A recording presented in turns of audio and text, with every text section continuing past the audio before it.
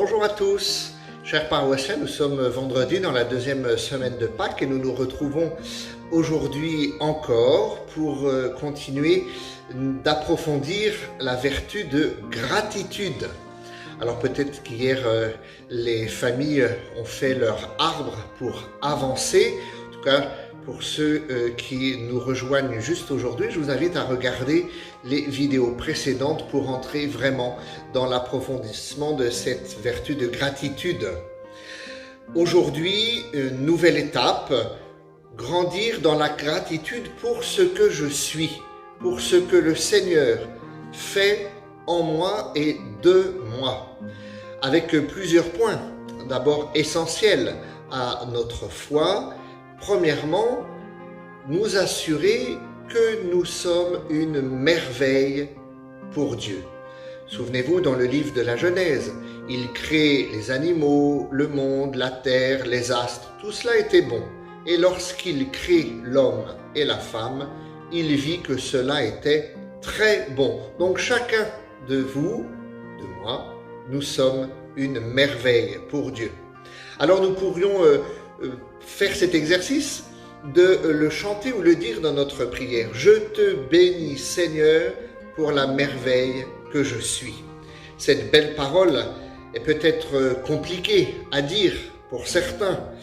Nous sommes parfois convaincus du contraire et pourtant lorsque nous ouvrons la Bible, nous lisons exactement le contraire. Je viens de vous citer par exemple le livre de la Genèse.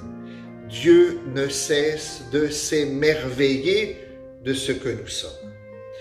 Deuxième étape, nous le savons, il est parfois difficile de s'aimer soi-même et même de se supporter soi-même. Et c'est un véritable apprentissage et il faut demander l'aide du Seigneur et écouter les autres aussi qui savent, eux, reconnaître les dons, les talents que nous avons, ce que nous sommes, pour rendre grâce au Seigneur. Nous avons bien sûr les uns et les autres l'expérience d'ennemis de la gratitude de ce que je suis. Ces ennemis peuvent être repérés, par exemple la comparaison. Voilà. La comparaison, bien souvent, n'est pas quelque chose qui nous aidera à la gratitude. Comparaison vis-à-vis des autres ou vis-à-vis de nous-mêmes. La répétition encore de paroles négatives, et ça c'est un vrai sujet. Comment parlons-nous de l'autre à l'autre? Comment parlons-nous de ce que sont nos enfants, nos petits-enfants, notre conjoint? Voilà, répétition de paroles négatives, entendues sur nous-mêmes ou prononcées sur nous-mêmes. Et puis, il y a parfois aussi un autre aspect négatif qui nous empêche la gratitude, c'est d'entretenir nous-mêmes une vision négative de notre histoire. Alors nous le savons bien, et vous et moi, que dans notre histoire, il y a des hauts et des bas, et que nous sommes pécheurs. Or, souvenons-nous, dans l'Évangile, le Christ est venu, c'est lui, le Christ miséricordieux, celui qui nous accompagne toute cette semaine dans la divine miséricorde, qui sait bien que nous sommes pécheurs, mais qui nous relève. Va et désormais ne pêche plus, dit-il à la pécheresse. Alors, nous ne pouvons pas en rester simplement pour vivre la gratitude dans ses aspects négatifs. Et Lionel Dahl, dans le livre « Le miracle de la gratitude » qui nous sert cette semaine, nous indique quelques remèdes pour grandir dans la gratitude vis-à-vis de nous-mêmes. Par exemple, remplacer les mauvaises paroles par des paroles de bénédiction. Béni sois-tu Seigneur pour ceci ou cela dans ma vie, dans la vie des autres. Accueillir encore et toujours l'amour inconditionnel de Dieu pour nous. Nous le savons, Dieu ne sait faire qu'une seule chose, nous aimer. Et il nous aime en nous pardonnant. Alors, passons maintenant à l'acte pour vivre pleinement la gratitude.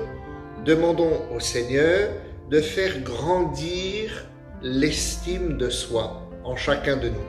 On dit qu'il faut 7 paroles positives pour contrebalancer bien souvent l'effet d'une seule parole négative.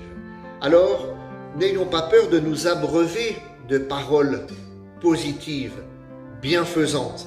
Je dis souvent, d'ailleurs, à un certain nombre de chrétiens qui viennent se confesser, comme pénitence, eh bien, vous rendrez grâce à Dieu pour 3-4 motifs. Présentez au Seigneur vos merci. Après, vous êtes présenté un peu laid devant le Seigneur, pécheur. Eh bien, maintenant, dites merci au Seigneur pour ce qu'il y a de beau, de grand, de bon dans votre vie. Faire grandir l'estime de soi.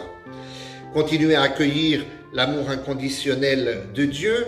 Et pour cela, eh bien, nous pouvons ensemble accepter de dire simplement dans la prière, « Seigneur, je sais que tu m'aimes ».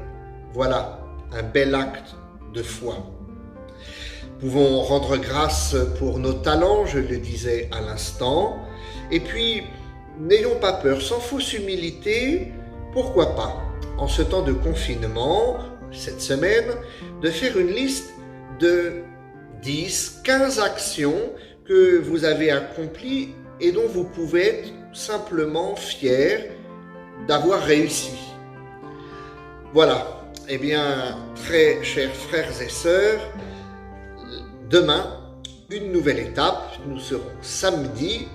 Belle journée à vous!